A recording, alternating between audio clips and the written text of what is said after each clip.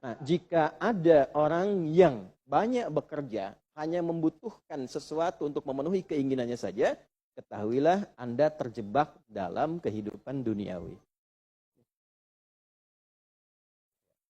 Mohon maaf sebesar-besarnya ya. Jadi kalau bekerjanya hanya untuk tambah tabungan lagi, cek saldo, bandingkan dengan teman-teman, tapi dari apa yang dikumpulkan tidak membuat Anda lebih baik. Ya, yang paling bahaya tuh gini, pas sakit carinya obat generik. Padahal kayaknya minta ampun gitu. Ya, itu menunjukkan bahwa ada sifat dunia yang menguasai. Pada diri pribadi pun bersifat masih kikir. Nah ini ya, ini yang berbahaya ini. Ya, kalau bekerjanya nggak ada masalah, serius dapat nggak ada masalah. Cuma yang dapat ini mengeluarkannya seperti apa?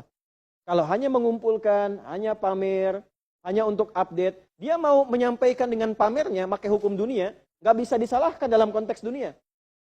Walaupun secara moral dalam hukum agama ini tidak dibenarkan. Jelas nggak sampai sini? Ya, sekarang saya tanya, ada nggak orang misalnya OKB misalnya, orang kaya baru gitu.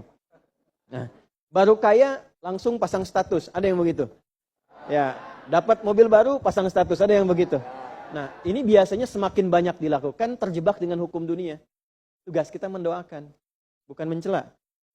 Oh, pasti si itu tuh. Bukan ya. Jangan seperti itu. Ya, tugas kita mendoakan kembali dan sehingga dengan doa itu mudah-mudahan sampai kepada jiwanya untuk bisa berubah. Sehingga diarahkan pada yang lebih baik. Tapi maksud saya begini, kalau ada di antara yang ngaji itu terperdaya dengan sistem seperti ini, dia bekerja, tambah lagi, tapi penambahan itu alhamdulillah tidak membuat kehidupannya lebih baik dan bermanfaat, dia terjebak dalam kehidupan dunia. Pada akhirnya berlaku hukum akhir dunia. Hukum akhirnya? Fana. Dunia itu kan punya dua arti. Satu cepat, yang kedua rusak. Cepat, gak terasa. Kayaknya baru kemarin kita ngaji ya, sekarang ketemu lagi. Cepat tuh. Ya ketemu teman, kayaknya baru kemarin main sama-sama. Ternyata sekarang udah punya cucu 4 gitu. Ya? Itu dunia tuh. Itu hukum dunia, cepat. Ya, cepat. Yang kedua rusak. Semua dunia itu akan fana, rusak, sifatnya hilang, habis. Kalau bukan kita meninggalkan dunia, dunia yang meninggalkan kita duluan. Ini saya sering katakan, ini ada gelas nih, menampung air.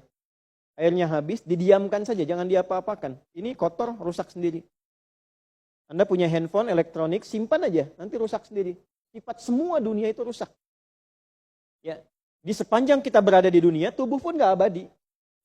Yang ganteng-ganteng akan hilang dengan sendirinya gantengnya. Makanya ibu kalau cari suami ganteng nanti rugi tuh. Ya. Baik, sama, istri juga demikian, yang perempuan demikian. Semua selama di dunia hukum berlaku. Nah, harta juga begitu. Saat dikumpulkan banyak yang dihitung ini, kalau tidak sadar dengan, nah ini poinnya. Kalau tidak sadar dengan ketentuan hidup yang benar, pasti penyesalannya di akhir. Karena semua yang dikumpulkan itu pada akhirnya akan selesai hilang. Minimal manusia yang meninggalkan apa yang dikumpulkan dari dunia ini. Terkumpul 100 triliun, hartanya kumpul, manusianya kan meninggal juga. Ya kan? Selesai ya? Ya pertanyaannya, selama hidup yang kemakan berapa dari sini? Nah ini yang kemudian dikoreksi oleh agama, dituntun oleh Islam. Tidak salah. Kalau bisa jangan 100 triliun, nanggung 1000 triliun, 2000 triliun, 3000 triliun. Kayak Abdurrahman bin Auf tuh, sampai 14.000 triliun. Kalau dihitung dengan kurs sekarang. Sampai 14.000 triliun. Tapi ternyata apa yang dikumpulkan itu membawa keberkahan untuk dunianya, plus membawa bekal kebaikan untuk akhiratnya. 1 dari 10 orang yang dijamin masuk surga tanpa hisab adalah orang paling kaya yang pernah hidup di muka bumi ini. Salah satunya Abdurrahman bin Auf. Hartanya kurang lebih sampai 14.000 triliun. Tapi bisa menggunakannya. Dunianya sejahtera, akhiratnya terjamin. Jelas sampai sini? Ya, nah maka yang paling menentukan itu ini satu niat, yang kedua di sini aspek keberkahan. Dicarinya pakai iman.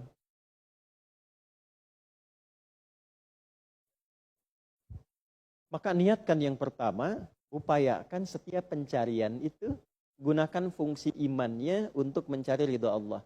Maka ayatnya akan pindah ke ayat 172 Ya ayyuhalladzina amanu kulu min thayyibati ma razaqnakum. Hei orang-orang yang beriman, pakai imanmu untuk mencari kebutuhan hidupmu. Nanti aku siapkan, kata Allah, yang sesuai dengan kadar imanmu. Karena itulah kadang kelihatannya begini. Kelihatannya, mohon maaf ya Bu, Pak, nggak dapat lagi. Padahal sudah tahajud malamnya. Udah puasa, udah baca Quran.